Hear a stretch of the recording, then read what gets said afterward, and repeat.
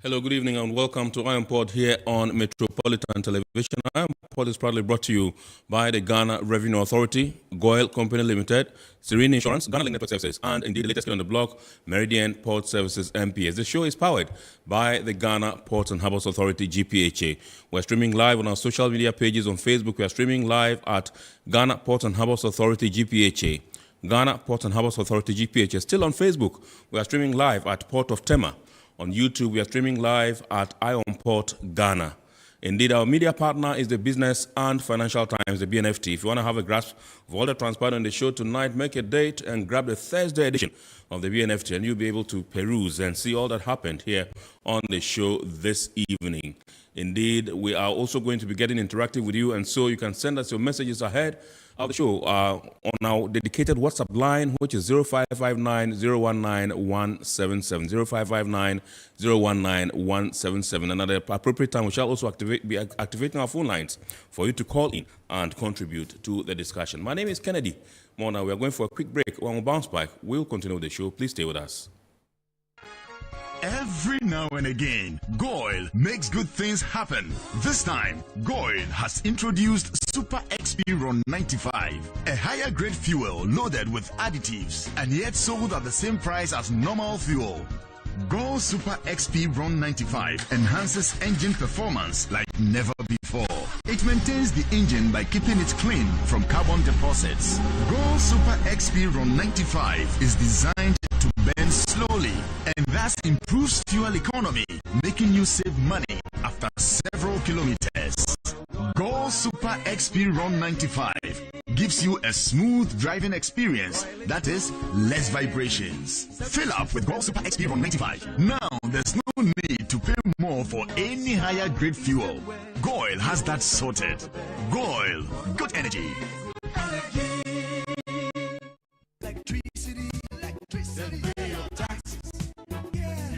Taxes, our future.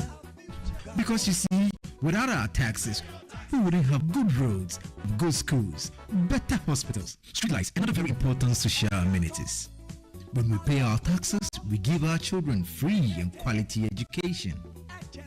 Tell God, my money too small. Why should I pay my tax? Look, small. Saliful, it doesn't matter how small or big your business or income is. You still have to pay your taxes. The little taxes from each and every one of us, when put together, could give your community clean water or that deprived school with tables and chairs. Please pay your taxes. It is your responsibility. It is your civic duty. It is the law. Impressive factory. If only I had listened to you, I wouldn't have been in this mess. That devastating fire virtually wiped out the whole factory and my warehouse. Remember my misfortunes last year? Serene Insurance Asset All Risks Fire policy that I took were there to pay for my damaged stocks in the warehouse, and my machines that were affected by the floods have been replaced. My accident vehicle is back on the road thanks to Serene Insurance Auto Policy. Currently, my goods are on the IC covered with their marine cargo insurance policy. I was just telling Ajima about Serene Insurance. Oh, Ajima. Tell him more. As a road contractor, I make sure I do my contractors all risk insurance for the projects and then workers' compensation for all the workers on site. With Serene Insurance, they will make sure they will cover your unknown tomorrow today. Serene Insurance, a new face of insurance. Call us now.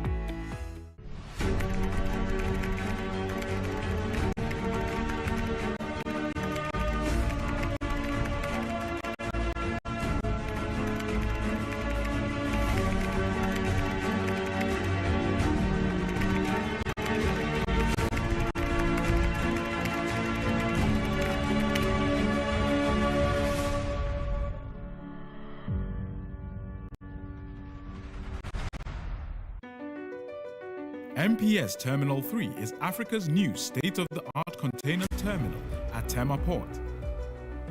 For manufacturers, agro-processors and traders, the new port means business can be done faster. This infrastructure boost will improve Ghana's port handling capacity, connect more trading routes, and oil the engine of growth for the economy, creating greater opportunities across all sectors as Africa's markets merge and become the largest trading bloc globally. MPS, we connect, you thrive.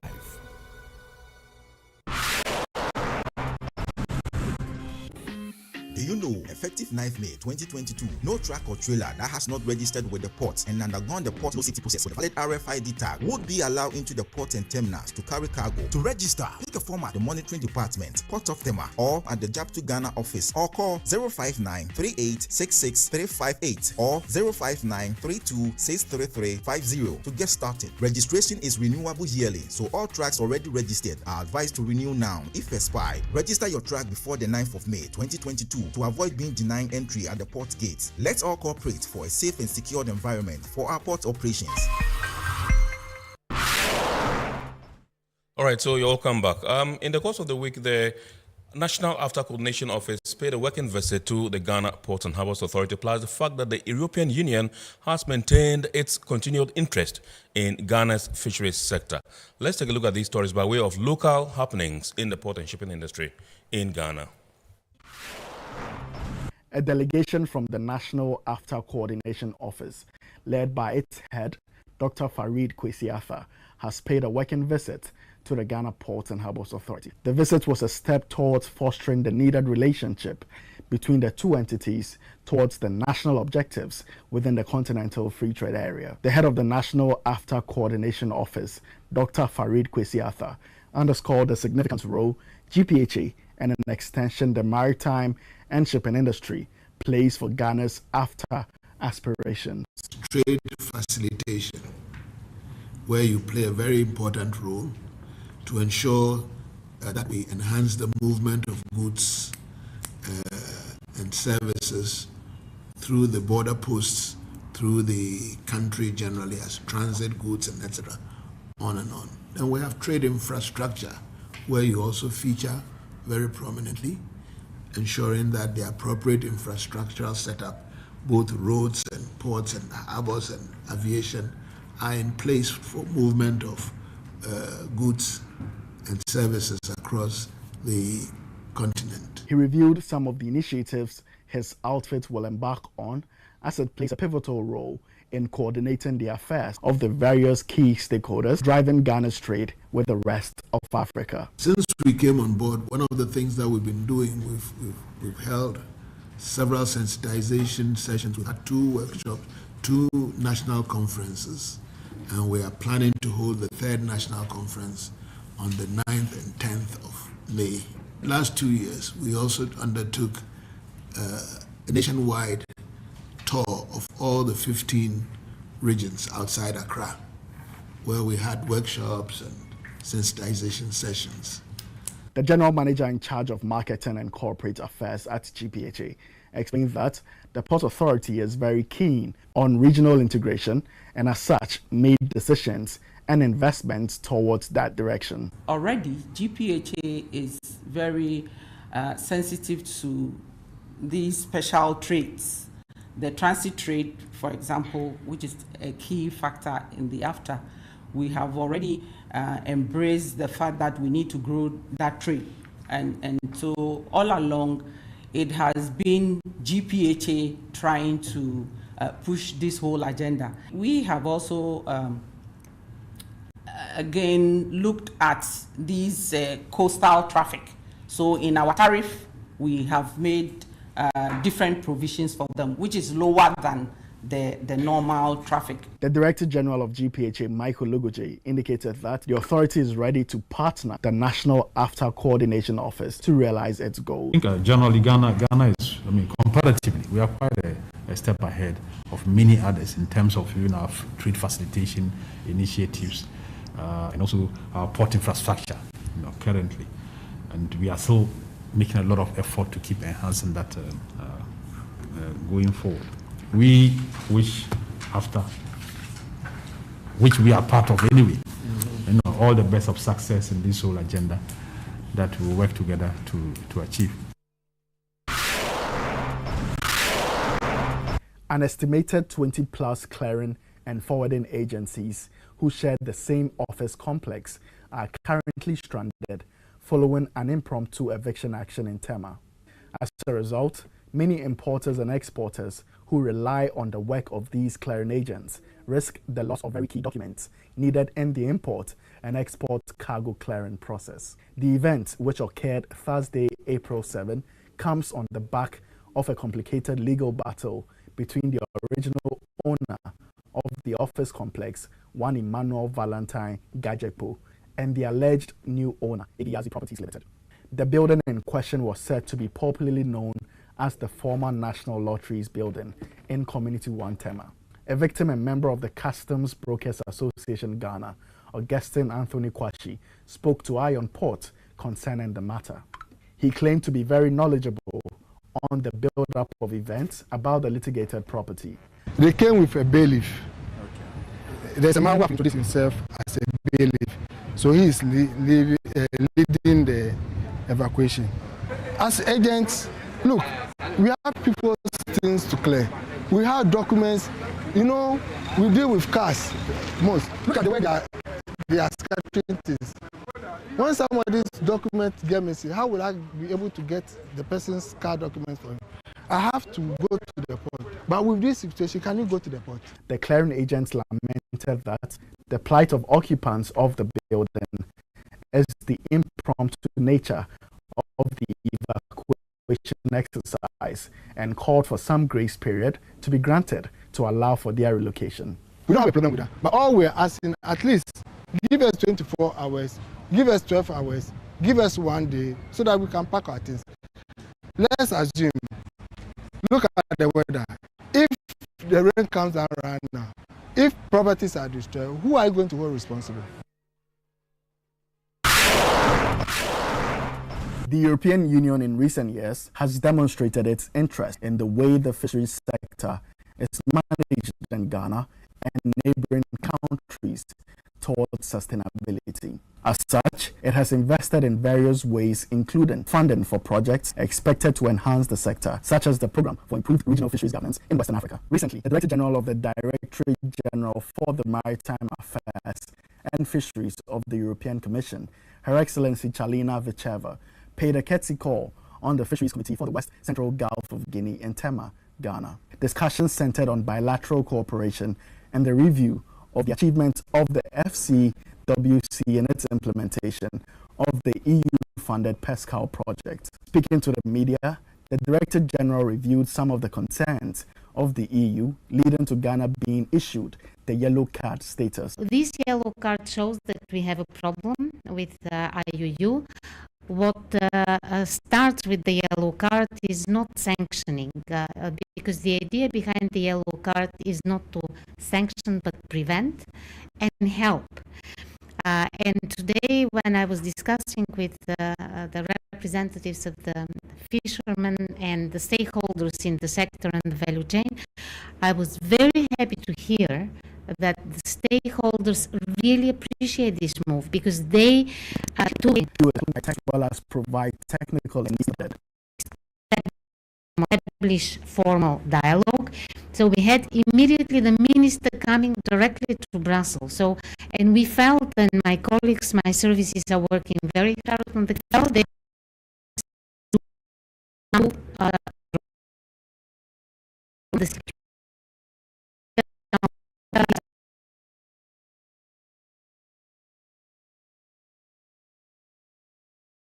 to aspect or the because if we don't have improvement, which I hope will not be the case, then we have to resort to the next step. If the encouragement does not play, if the push to steer decision making does not play with the yellow card, then we move to the red card, which already involves sanctions. Her Excellency Charlina Vicheva emphasized the dangers of illegal, unreported and unregulated fishing. This is a detrimental practice because first it All right, so those were happenings in the port and maritime industry in Ghana in the course of the week. It's now time for us to zoom into our discussion proper tonight. And tonight, we're discussing how to ensure transparency, accountability, and the sustainability of Ghana's fisheries sector, and indeed across West Africa. The sector has been fraught with a lot of challenges, and efforts have been made in times past and even now to ensure that these challenges are ameliorated or rectified. But I think that in recent times, these efforts have been, as it were, increased and we want to see what is happening at the moment and what we can do as a country to ensure sustainability, transparency, and indeed accountability of the fisheries sector in our country. I'm proud to introduce to us tonight Dr. Kamaldeen Ali, who is a team leader at SEMLOS Africa. Good evening, Commander, and welcome, sir. Thank you very much. Indeed. I'm happy to be here. Great. Indeed, we also have Mr. Richter Niama Mafio, who is Secretary of the Ghana Tuna Association, in the studios. Good evening, Richter, and welcome. Good evening. And to my immediate left is Dr. Rebecca Cherewa Esamwa. She's a Senior Research Officer at SEMLOS Africa. Doc, good evening and welcome. Great, good to have you. Let me start with you, Dr. Kamaldeen, and find out from you what your perspective of the state of the fisheries sector in West Africa is at the moment from the perspective of a governance institute or, think tank like SEMLOS, your organization. Thank you very much. In many ways, West African sub-region is blessed to have a fishery that is a thriving fishery by nature as compared to other parts of the world. We have a region where, because of certain oceanographic and other factors, makes our fishery one of the most productive globally. To the extent that it has been characterized as a food basket of the world when it comes to fisheries. Right. That notwithstanding, West African fisheries is under a great threat, much as most of our natural resources are under a great threat. On the one hand, we have blessings of nature that gives us tremendous potential when it comes to natural resources. On the other hand, those resources are under a threat, and fishery is one of them. And given the importance of fisheries, just not for food, but the impact on many sectors of our economy, from a governance point of view, and I mean here, our totality of our governance as a country and as a region, we ought to take what is happening in the fisheries sector very serious, because our fisheries are moving from what otherwise should be a food basket to what is looking at almost like a collapsed resource. And the implications are very dire, and we have to take it very seriously. Right. Okay, so thank you very much indeed for your preliminary comments. Let me come to you. Richter, you are from the private sector. I'm a fisherman. Say again? I'm a fisherman. Ghana Tuna Association. And I'm sure you also have your perspective about the state of our fisheries sector in this country. Can you tell us what you think? Well, I wouldn't want to just look at the state of the fisheries sector. We need to look comprehensively at not the fishery per se, but what makes the fishery. And what makes the fishery basically includes the environment. Right. And so as you drive along and you see the Koli Lagoon collapsing, and you see the Sakumo Lagoon, you see the Chemu Lagoon collapsing, it should just immediately inform you that our fisheries are in danger. Because fish will not survive anywhere apart from water. Yes. And so when you are losing your water, then you are losing your fishery. Yeah. And so beyond activities of fishermen, our own activities and our inability to plan in terms of managing our natural resources is creating a lot of danger, and that means that our fishery sector is not doing any better. Coupled with that is the fact that you have increasing number of human capacity that are in the sector. Yeah. And the more people you have in the sector, it means that the dependency becomes higher. Yeah. You increase competition, and so people will do everything to survive. So from where I stand as an industry person, I believe that by our own activities, the sector keeps declining. And so you would realize that you are not getting as much fish as you want. The cost of fish is going high. Fishermen are not landing as much fish as you expect them to land, because too many things are happening at the same time. And so we are in a situation where I wouldn't tell you that we are in a good state. We're in a situation where we need to sit back and say, look, what are we doing? Can we do something to move from where we are into a better situation? Because it's precarious. Yeah. All right. So I know recently there was this closed season thing that government introduced, and it was fiercely resisted by some folks within the fishery sector in the country. Now, I read somewhere last week that when that particular ban was lifted, the catch has increased. Well, I'm hearing it from you. I'm not sure fishermen resisted the closure. Season, yeah. Because I was one of the people who pushed for it. And it came from two experiences. One in Philippines and the other in the United States, New England area, where closed season has been part of many measures in fisheries management. You see, closures are not one-off measure in fisheries management. You need to adopt many different measures.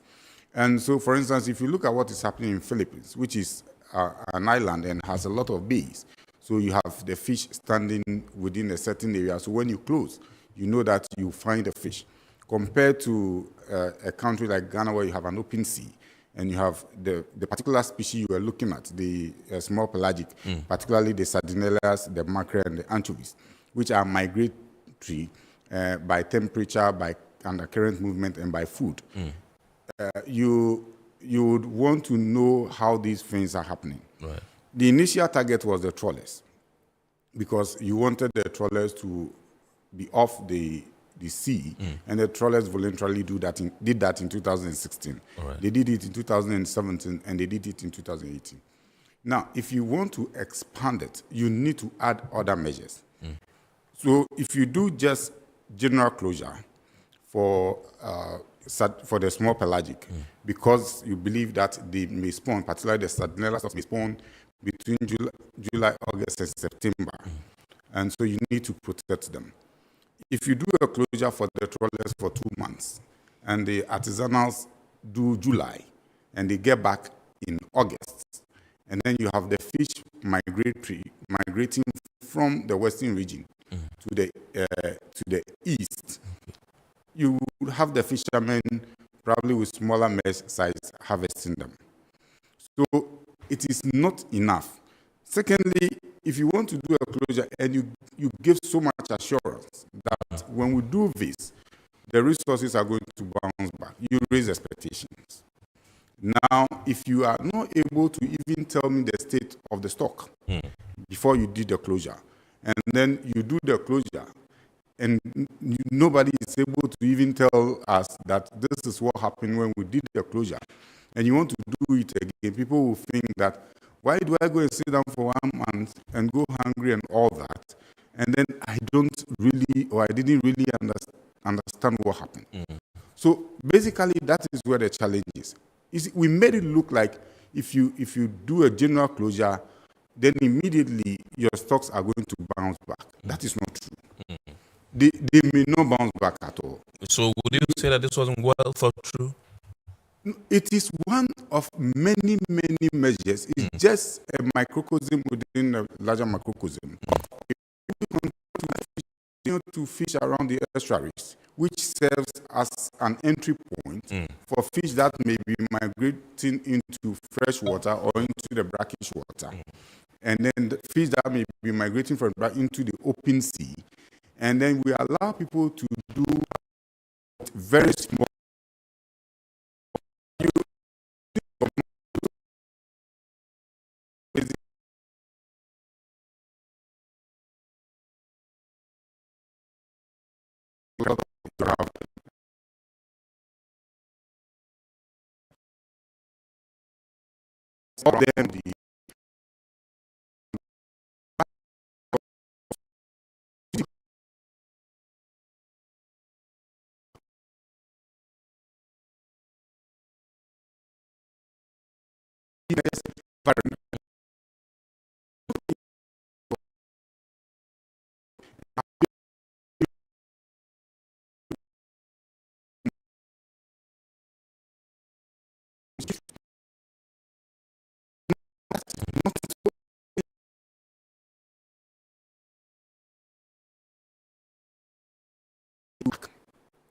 Probably do a bit more consultation, work more with the science, work more with research, and work with the fishermen.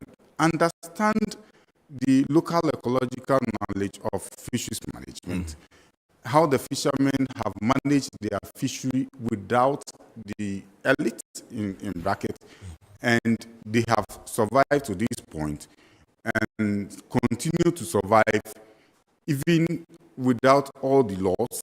They obey their own rules and work from there. We need to start from some knowledge base.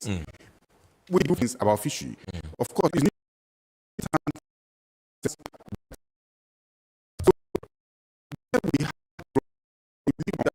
we believe that when we learn something from somewhere, or some people are doing some, we don't look at the other circumstances that surround what they are doing. And we believe that when we do,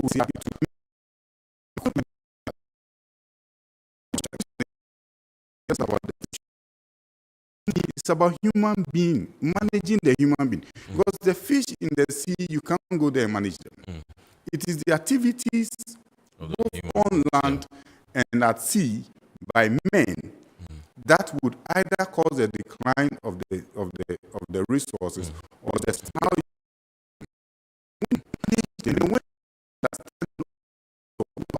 manage the resources. And this is what we want to do.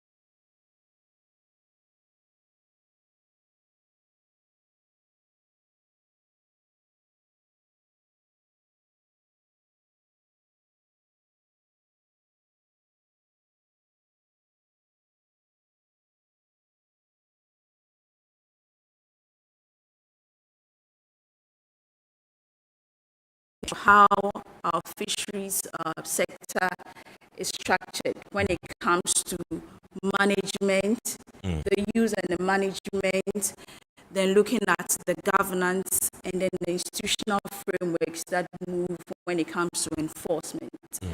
So by the Bloomberg philanthropies, you'd realize that their focus usually is about granting contract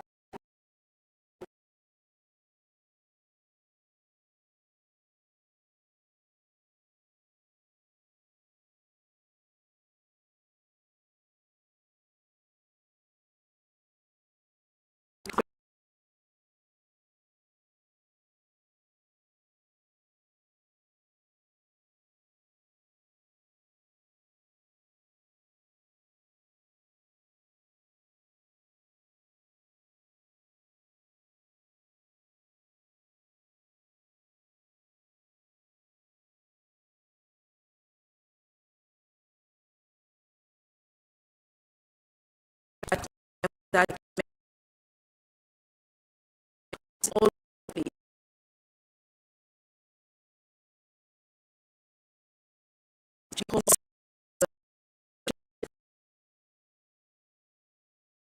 at them. So one of the things that we intend to do through this project is to conduct reviews of public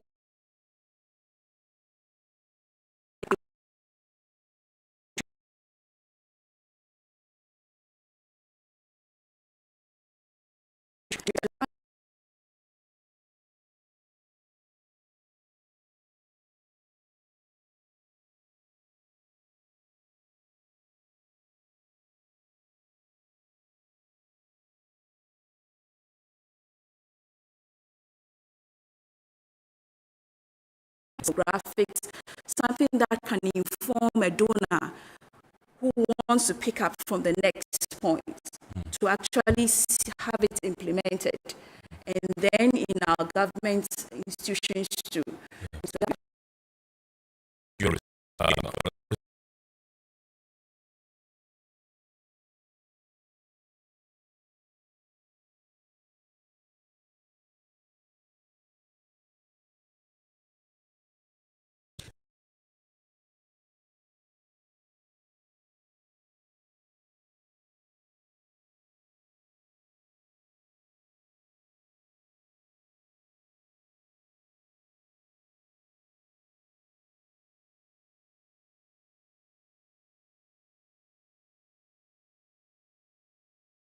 Value chain are very much aware of fishery. When it comes to the national level, we don't situate fishery the way it is supposed to be. So increasing the dialogue and creating awareness itself brings a general transparency to our fisheries, and that is important. But when you are looking at the very detailed or specific issues, we have fishery licenses that are granted for purposes of fishing. Right. It is important as a general measure of transparency for us to have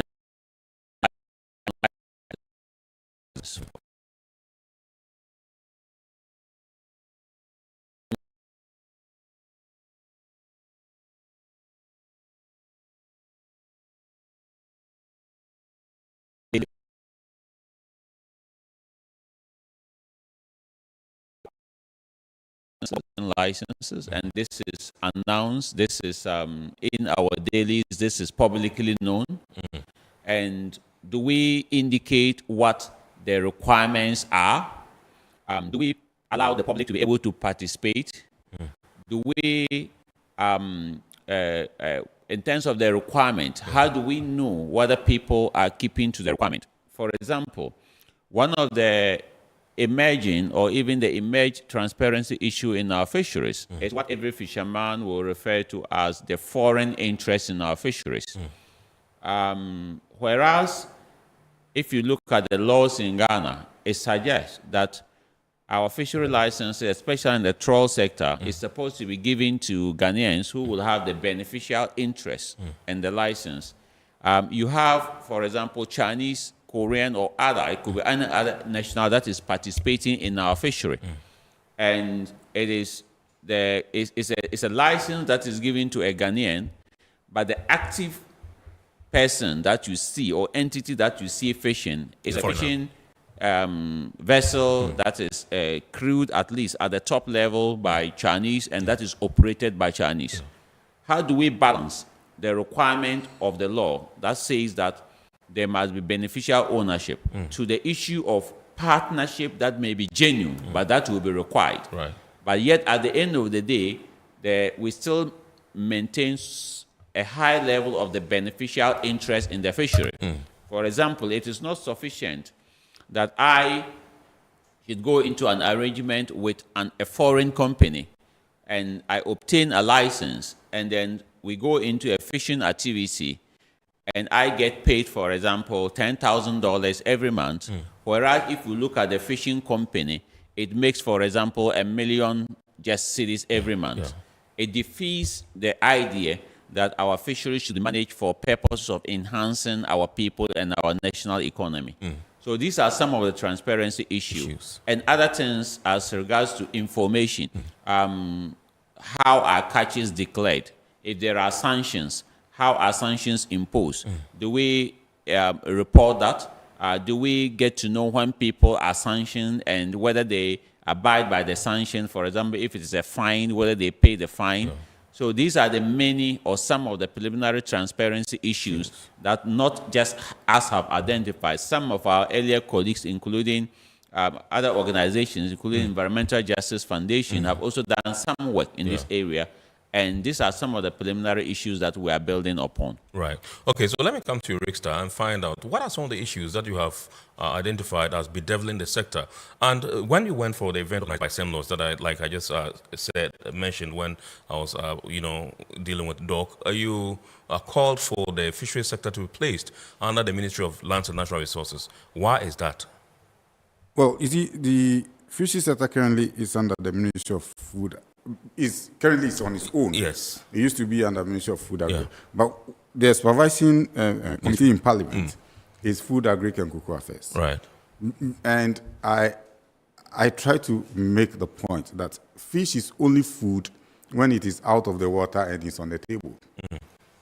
It's a natural resource, and the Constitution recognizes it as so, as a natural resource, once it's in the water, living in a completely natural environment. So its management requires somebody who has knowledge in natural resource management to start with. Now, the moment you start looking at it as food, the perception is that it might be available all the time for people to eat. And so let's go and get fish because we need food. Then I look at it as, what is agriculture, basically? Agriculture is deliberate cultivation of crops and raising of animals. That's what I learned from my basic school. And do we deliberately cultivate fish? We are fishing in the wild. So if we are not cultivating them apart from aquaculture, and the chunk, over 70% of our landings are fish that are harvested in the wild. Right. Then you need a different approach to its management. And so you don't treat it as an agricultural activity. You treat it as a natural resource. Of course, a replenishable natural resource that is capable of replenishing itself. And that only happens when you manage it well. And so you would realize that for a very long time, the Committee on Food, Agri and Cocoa Affairs, you need to do probably a study of the composition and the background of the people who had been on the committee. Generally, it's skewed towards persons who are agri bias and not natural resource bias. And so their perception about the fishery sector had been completely off what you expect of a sector like the fishery sector. So you need to, it is recently that the fishery sector, of course, the industry had been engaging them. And they are coming to the realization that their thinking about the sector is actually not what it has always been. Right. And of course, probably next month we have a study tour in the United States of America. The committee members, the ministry people, and industry people, with some academia, for all of us to have a view of how fisheries are managed in some instances. In instances where probably their stocks in different jurisdictions, their stocks had gone completely down and have rebound, and they are probably managing it better. It may not be perfect, but managing it better. So if the fishery sector is a natural resource sector, then you have no business even placing it under a supervision of Food, Agri and Cocoa Affairs. It's had to be supervised by a natural resource sector with persons who have understanding of natural resource, asking the right questions so that at least you would know what to do in order to sustain the fisheries. So that was one of the reasons I said, look, we don't have to continue to manage it as if it's an agricultural activity. It is not. It is a natural resource activity, and we need to manage it as a natural resource. All right, so it's a two-pronged question I gave to you. I said the challenges that are bedeviling the sector. Well, it's interesting. If I want to speak from the private sector, yes. I'll tell you that the current fuel prices are biting on every fishing vessel. Because, for instance... fuel prices? is terrible. So it means that's just recent. I'm talking about issues that have been there all this while. Yeah, but that's what I'm saying, that because we are buying our fuel probably in dollars, with all the time, especially the industrial sector, you have no subsidy at all. Yeah. Just about a week ago, the women sent me their prices, and for instance, 1 ton of tuna that was selling for less than 10,000 Ghana cedis only around December is now selling for 17,000 to 19,000 Ghana cedis, because you are buying fuel almost twice the price you were buying it just a few months ago. So it's serious. But the major challenge we are all going to have is the sea use contestation, not just the fishery sector, because you have a number of bubbling activities ongoing in our ocean. You have a lot of oil rigs coming up. You have increased marine transportation. You have fiber optic cables that are being laid. You have gas pipelines and all that. And you have fishing activities. If you don't start thinking about developing marine spatial plan, if you don't start thinking about having marine protected areas and zoning your ocean, you are going to have contestation. And when you have contestation, you are going to have conflict. Now you have issues of piracy coming up strongly within the Gulf of Guinea area. Now, the major challenge and the major concern we have for those of us who are in the industry is that as more young people in the fishing industry continue to be idle because the sector is no longer lucrative, they have a lot of sea endurance and a lot of energy. They are easy target and easy recruit for criminal-minded persons who can easily put them on vessels. They can spend hours at sea, and they will become a problem. Yeah. So you have serious maritime security that we need to look at, because you have too many idle hands, and we are not making effort to pull young people out of the fishing industry, give them alternative training, set them up to either be on their own or have continuous education, acquire some other profession, and completely leave the industry. That is not just a threat to the fishing industry. It's a national security threat that we need to look at and we need to re-examine. But I think that the issue of sea use contestation will come up very soon, because we are giving some preeminence to the hydrocarbon sector. And we would be putting rigs everywhere without necessarily doing a careful study to know how essential those areas would be for fisheries and other aquatic resources that may be available. And we need to look at it again. Probably we need to examine the issue of marine spatial plan and sea use plan, so that we can put our marine or our EEZ into proper use. The other thing that is coming up, we know Ghana Maritime Authority would be signing onto the Cape Town Agreement. They sent out letters. The Cape Town Agreement basically has to do with fishing vessels and crew and all that, crew training. The Regional Maritime University for a long time are not training any, Doc is talking about crew, any crew.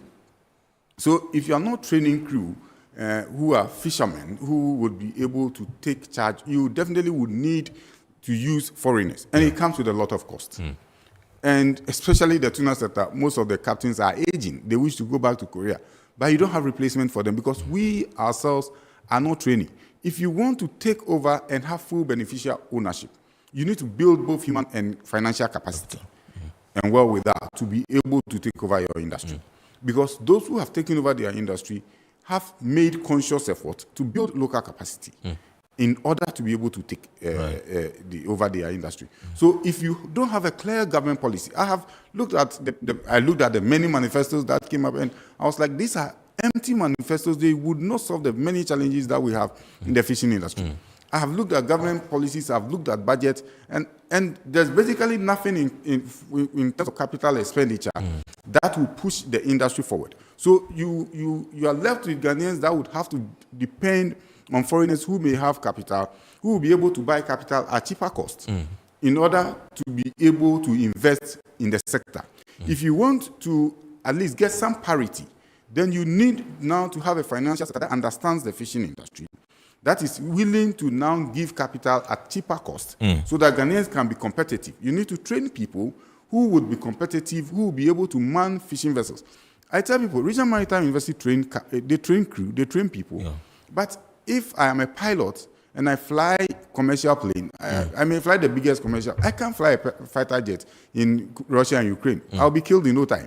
So to be a captain in a fishing vessel, you need first to be a fisherman, understand the fishing, you have skills, understand even how the fishermen think, before you can be a leader in a fishing vessel. Right. We don't have that. And as a country, probably we are not looking at the sector as a major backbone to our economy. We are proud in saying that, the fishing industry employs 10% of the... We are not employing 10%, because the 10% you are talking about are very poor people, some of who come from fishing and only get 5 cedis. You can't call that employment. They can't put their children in school. You can't call that employment. We are not employing 10%. We are creating poverty. We are creating sense of hopelessness in the fishing industry, and we claim to be employing people. We probably need to sit back and look at it again, look at the policy direction of the fishing sector, because honestly speaking, the sector holds a lot of potential, but the way we are going about it, it will collapse in no time. All right, so let me come to Dr. Chirwai Samuel and find out from you, to what extent would you say issues of transparency has threatened or is threatening the sustainability of our sector, fisheries? Yes, so in the first place, I realize that usually sustainability is used as a buzzword. Who defines what is sustainability? The environment does. So if the environment does the main definition of sustainability, it means that we need to know what is in there, and therefore how much you can take that will not collapse the system. That's sustainability. Right. So again, I would say that research is very important to know what is in there and therefore where to start addressing the problem. Now, you have IUU as top affecting sustainability when it comes to fisheries. And illegal, unregulated, and unreported fishing has been talked of over and over again. Now, when it comes to illegal, sometimes we would want to put them in pockets. You want to look at how the gear, the mesh size, wrong fishing practices. You want to look at overcapacity and things that would render the resource unsustainable. So these are the things that you want to pinpoint when it comes to sustainability, things that have to feed into our otherwise known as blue economy. Now, when it comes to these things, it means that you would have to realize that, therefore, when you are able to measure this, the changes in them, whether it's positive or negative, will tell you whether you're improving. So these are the things that you want to look out for. Transparency is very important. Once we know clearly what is the mesh size, what are you supposed to go out there with? Is that what you're doing? These are the things that have to be clear, and this is just picking up on just mesh sizes. And so transparency in every aspect when it comes to the use of the resource, the management of the resource, and then who is in charge, who is responsible, who are we holding accountable for ensuring that the right thing is done. These are the things that we want to see, have transparency on.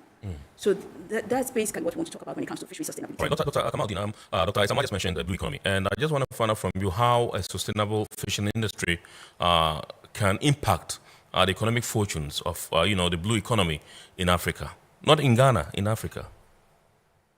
Okay, that's a very important one. Let's look at it that the global fishing industry or seafood industry is one that is nearing almost $300 billion. That's how far it is going. So that is the global seafood industry. And what it means is that this is a huge industry. And for some countries, a large part of their economy is dependent on this. Richard have referred to going to the US a number of times and looking at what they do in fishery. So you will wonder why he's saying that, because as a huge country as it's US, at times the perception is that fishery is just for developed or poor people to use as an economic distance. Yet, the U.S., a very industrialized country, Norway, a very much top country, drives a large part of its economic backbone, directly and indirectly from fishery. So this shows you the examples that I've mentioned. Although Norway, for example, is a country that is well advanced in oil and gas, they will tell you that they value fishery as much as they value oil and gas, and that is a major part of their economy.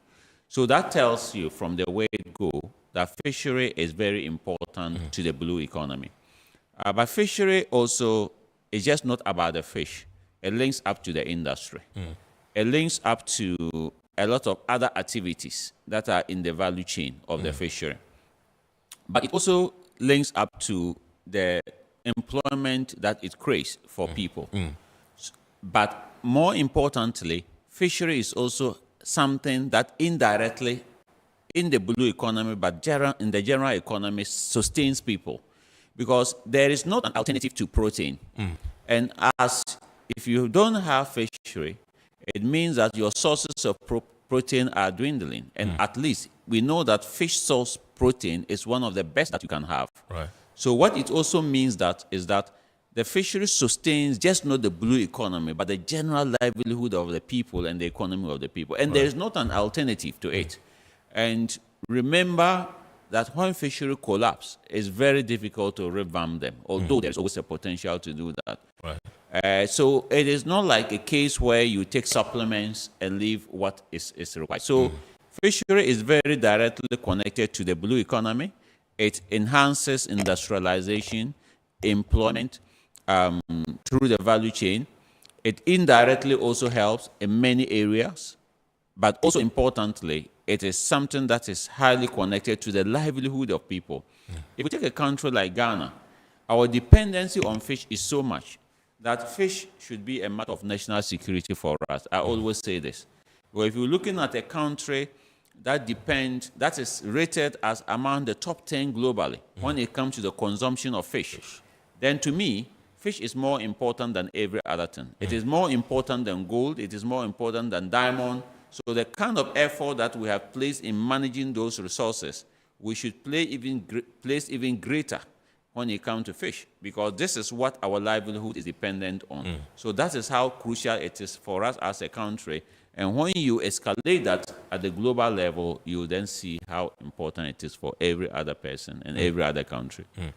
Great. So this is Iron Pot here on Metropolitan Television, and tonight we're discussing how to ensure transparency, accountability, and indeed the sustainability of our fisheries sector. And with me in the studios doing the discussion tonight is Dr. Kamaldeen Ali, who is the team lead for Semlos Africa. We have Richter Matthew, who is Secretary, Ghana Tuna Association. We also have Dr. Rebecca Chiriwa Isamwa, who is Senior Research Officer at Semlos Africa. We're going for a quick break. When we bounce back, we'll continue the discussion. Please stay. Every now and again, Goil makes good things happen. This time, Goil has introduced Super XP Ron 95, a higher grade fuel loaded with additives and yet sold at the same price as normal fuel. Go Super XP Ron 95 enhances engine performance like never before. It maintains the engine by keeping it clean from carbon deposits. Go Super XP Ron 95 is designed to burn slowly, and that improves fuel economy, making you save money after several kilometers. Go Super XP Ron 95 gives you a smooth driving experience, that is, less vibrations. Fill up with Go Super XP Ron 95. Now there's no need to pay more for any higher grade fuel. Goil has that sorted. Goil, good energy. Electricity, pay your taxes. Our taxes, our future. Because you see, without our taxes, we wouldn't have good roads, good schools, better hospitals, street lights, and other very important social amenities. When we pay our taxes, we give our children free and quality education. Talga, my money too small. Why should I pay my tax? Look, small. Salifo, it doesn't matter how small or big your business or income is. You still have to pay your taxes. The little taxes from each and every one of us, when put together, could give your community clean water, or that deprives you of tables and chairs. Please pay your taxes. It is your responsibility. It is your civic duty. It is the law. Impressive factory. If only I had listened to you, I wouldn't have been in this mess. That devastating fire virtually wiped out the whole factory and my warehouse. Remember my misfortunes last year? Serene Insurance Asset All Risk Fire policy that I took were there to pay for my damaged stocks in the warehouse. And my machines that were affected by the floods have been replaced. My accident vehicle is back on the road thanks to Serene Insurance motor policy. Currently, my goods are on the high seas covered with their marine cargo insurance policy. I was just telling Ajima about Serene Insurance. Oh, Ajima, tell him more. As a road contractor, I make sure I do my contractors all risk insurance for the projects and then workers' compensation for all the workers on site. With Serene Insurance, they will make sure they will cover your unknown tomorrow today. Serene Insurance, a new face of insurance. Call us now.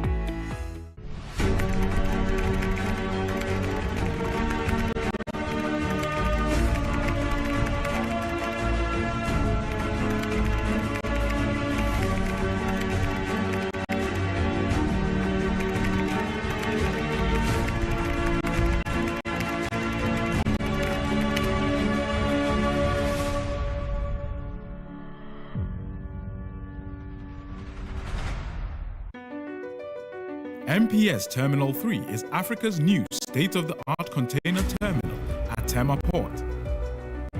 For manufacturers, agro-processors and traders, the new port means business can be done faster.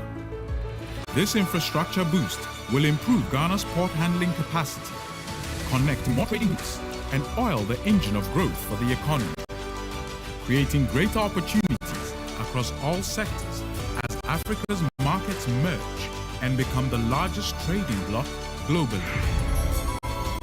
MPS, we connect, you thrive.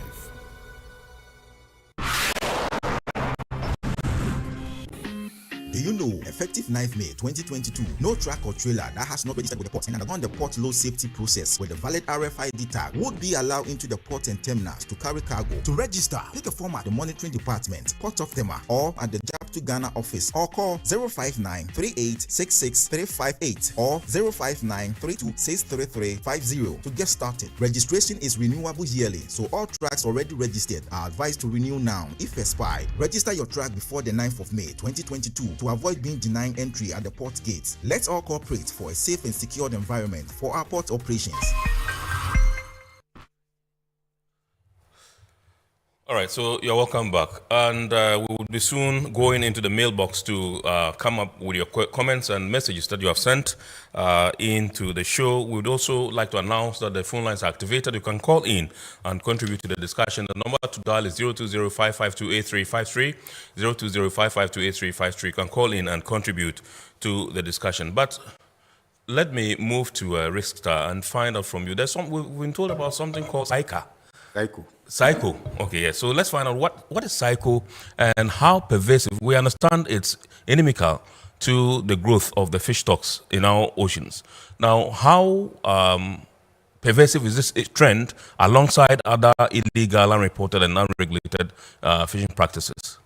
Well, the good news is that the people doing the psycho are no longer doing it. So what is psycho in the first place? Yeah, so I'll come back to what psycho is. So basically, psycho is it's a Korean term used by the Korean fishermen, which means that what is not good. So just the term they used to use is logo. Logo means let go. So in times past, when they cast their net or they draw the net, whether it's troll or any person, and then they put the fish on the factory. The deck is called the factory. What you do is to sort out. So the fishermen do sorting out. When they are done sorting, so you start sorting from the very big, the quality ones, and you classify them.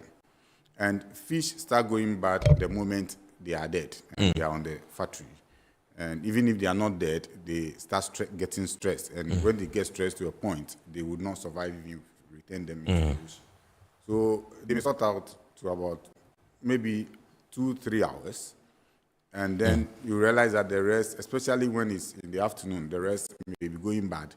At that state, when you even freeze them, freezing wouldn't improve the quality of the fish. It only maintains the quality at which the fish is frozen. Right. So because you don't have the same quality, they will then dump them.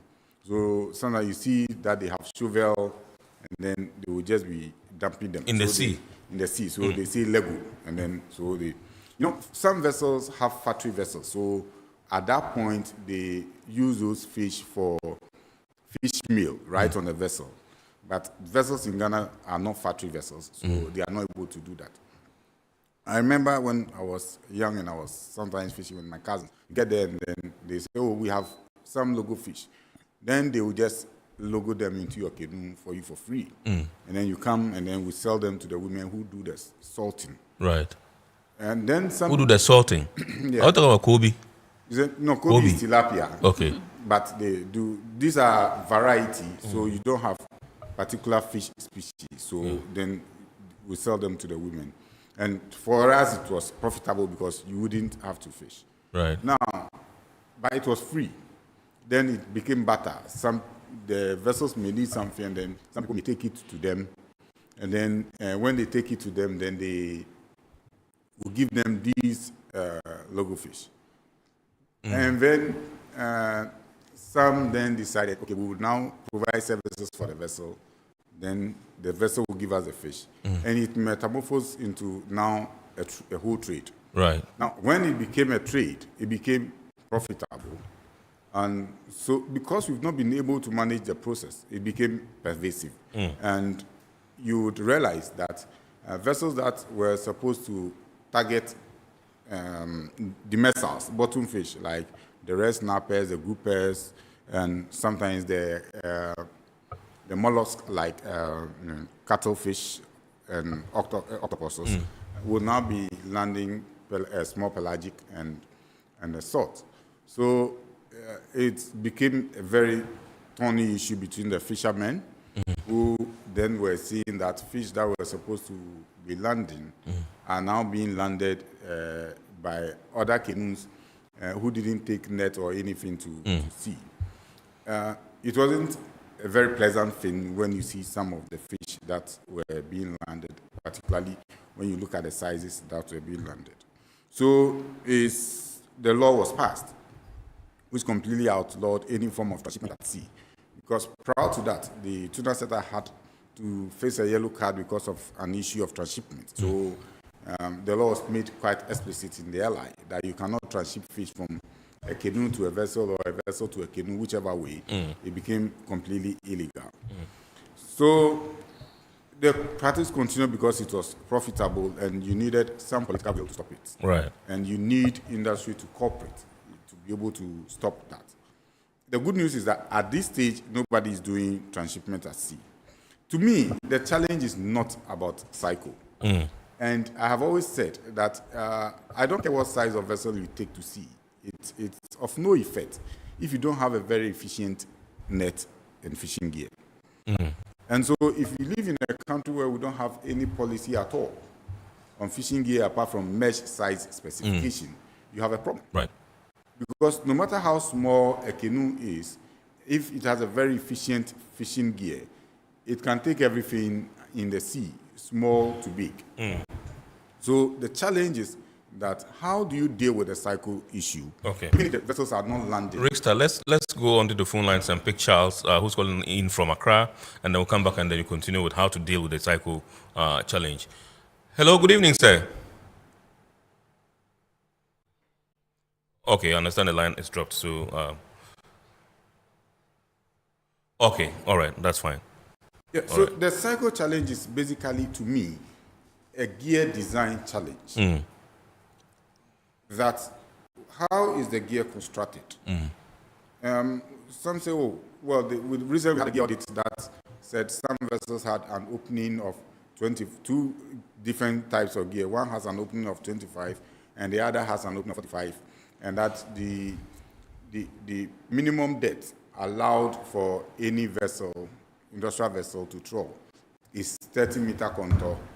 And so if you have an opening of 25 or 45, probably when you open your trawl doors, your gear will be flying in the air. But they also said that they fish, the range is between the 30 and 175. Yeah. So what it means that the person may be fishing around 150 and so maybe using the 45.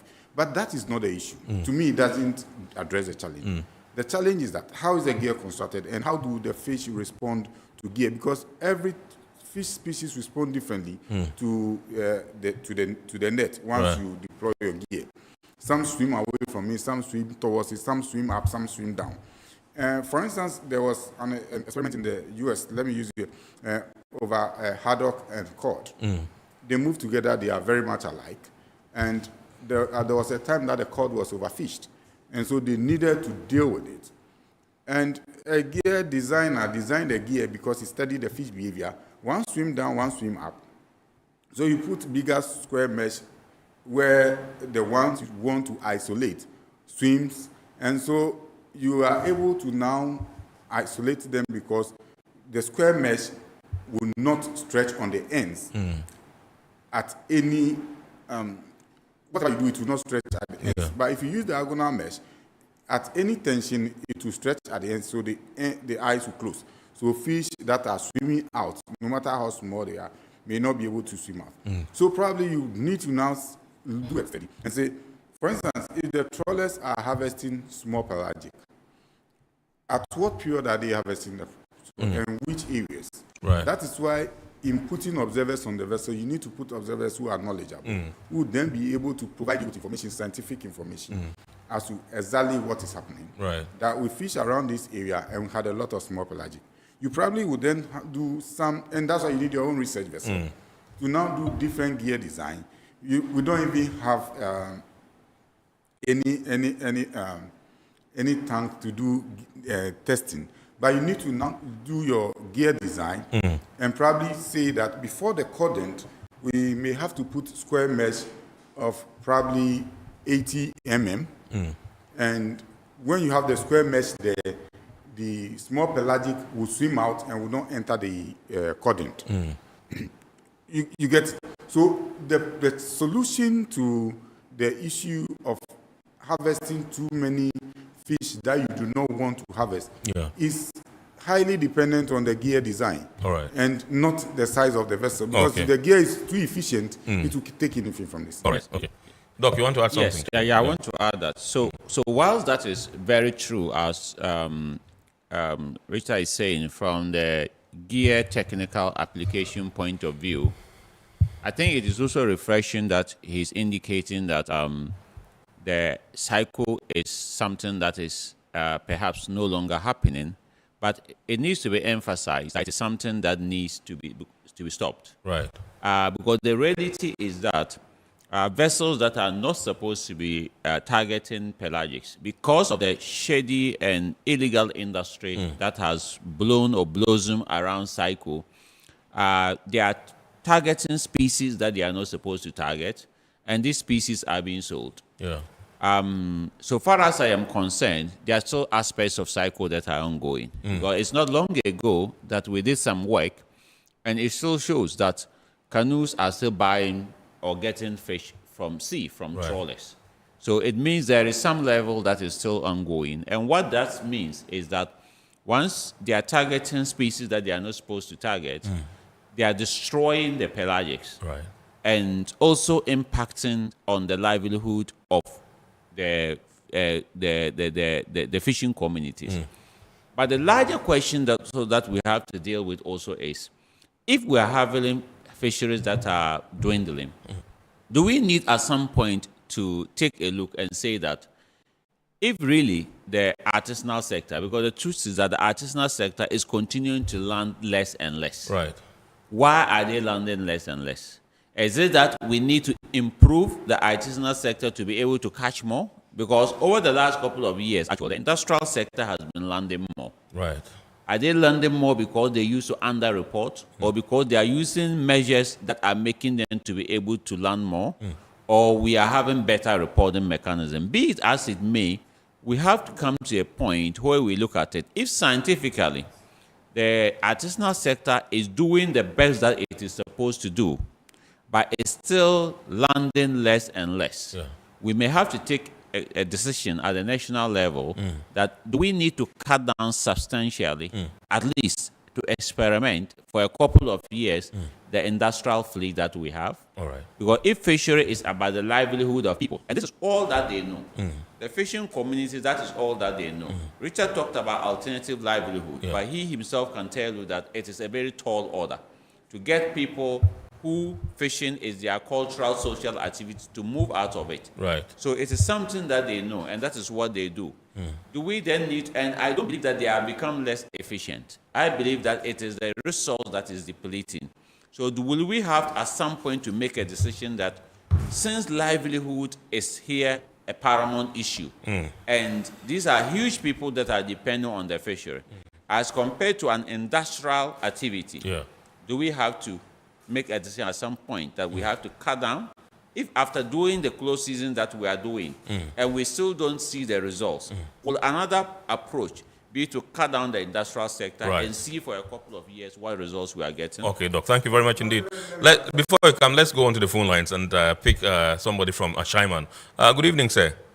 Good evening. Yeah. Great. I've listened to your conversation. You know, I've been on the fishing trawler vessel for 18 years. And I have a very important information to give. Right. You know, there are two things in the trawling system that destroy the ecosystem. The mesh size is very, very important. The mesh size. Secondly, we have something called heavy trawling equipment. Yeah. You know, that some gears, they use iron ball, which destroy the ecosystem on the ground. These two things that they look at very, very well. The mesh size in this thing, you know, even if the mesh size are bigger, I mean, you start to throw the close up. So they can catch it now. But when they enter into the cold main and the mesh size is bigger, they can come out with it. But what they do is that these fish, these foreigners, they hide out the small mesh size. When they go at sea talk, they put it inside. When they are coming, they remove it. I've been on board a ship, and those times you don't know, you want to speak out, they will sell your name to all the other companies. They will not take you again. Right. So this is really happening. So if you want to do, these are the two things you must look at very, very well. The mesh size is very, very important, and then the type of trawl we are doing. Is it heavy duty or what type? So this is where they should look at. Very, very important. The mesh size is important. The code, there is the sack, the code is inside. All right. And Solomon, thank you very much indeed for calling us from Ashaiman. I think you have some good news here, Rickstar. This one says, hello, Bernard. No, Bernard is the politician. I am sitting somewhere in my corner. Please ask Rickstar to call me and let me reduce the fuel cost of fishing vessels significantly and extend the life cycle of their fishing vessels. Kind regards. This one is from Pierrot, CEO of Friction Antidote Transnational. I think you know him? No, I don't. Okay, so he says you should call him. So I think my producers will furnish you. That they will cut down your fuel cost substantially. So that, and give us the good news after you have received it. Absolutely, I think that will be very, very important. This one says, hello, I import. Great discussion there.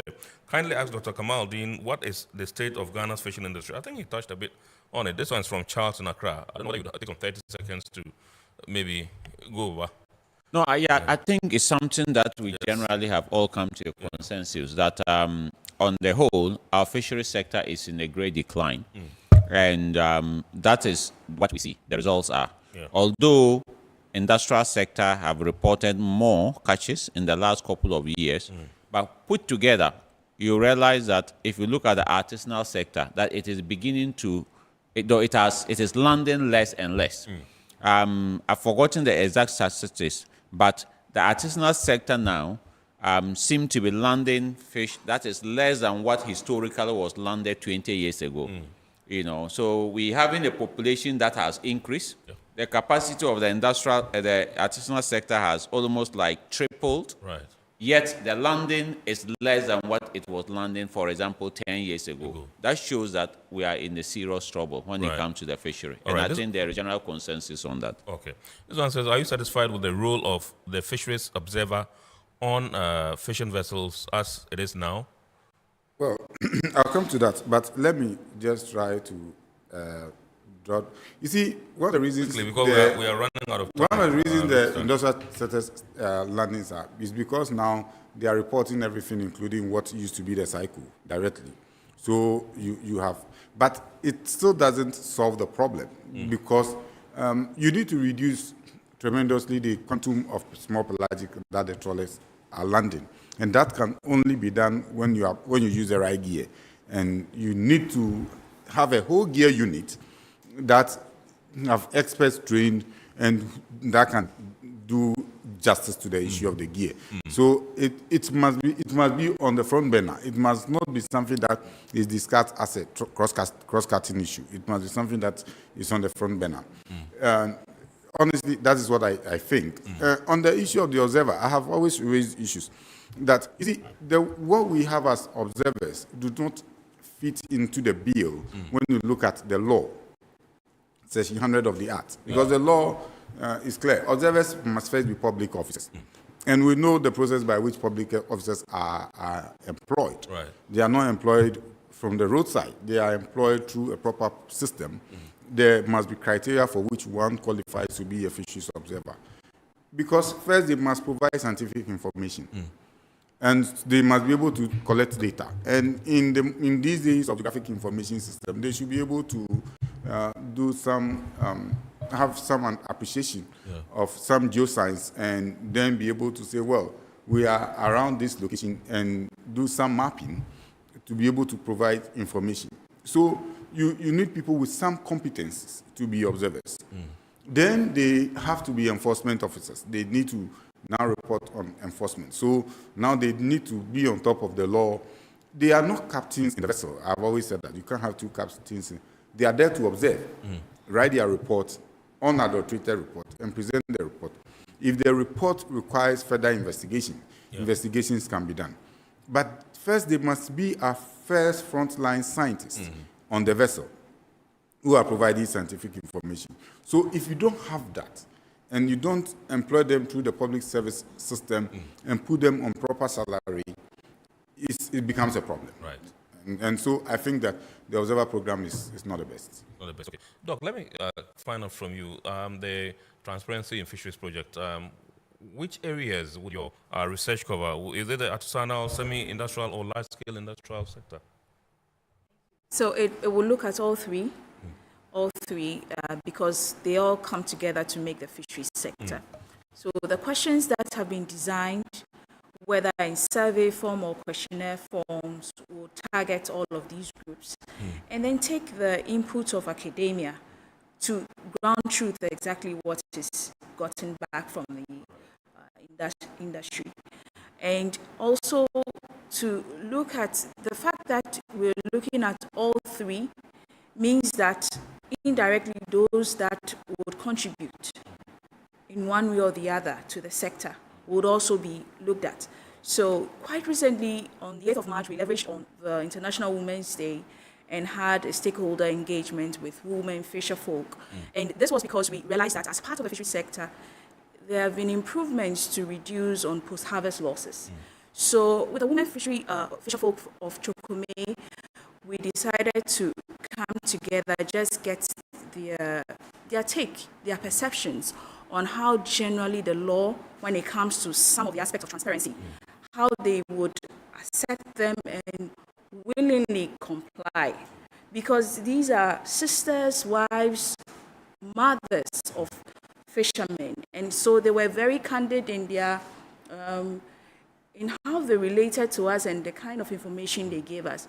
One of the things that came up with was how far their decision-making went up the ladder.